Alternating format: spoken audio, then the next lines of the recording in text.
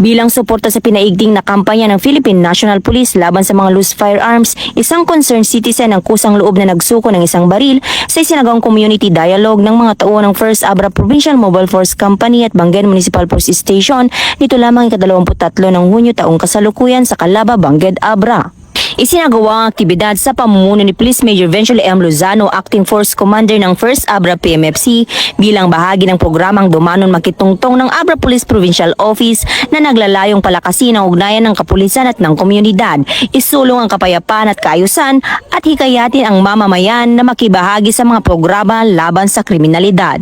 Bunga nito, isang concerned citizen ang kusang loob na nagsuko ng isang improvised o homemade 12-gauge shotgun na walang serial number o anumang marka kasama ang mga bala nito. Kasalukuyang nasa kustodiya ng First Abra PMFC ang nasabing baril para sa wastong dokumentasyon at inventaryo bago ito isailalim sa ballistic examination ng Abra Provincial Forensic Unit. Pinuri ng Abra Police Provincial Office ang pakikiisa at kooperasyon ng mga mamamayan sa pagsuporta sa mga hakbang ng pamahalaan upang mapanatili ang kapayapaan at seguridad sa lalawigan.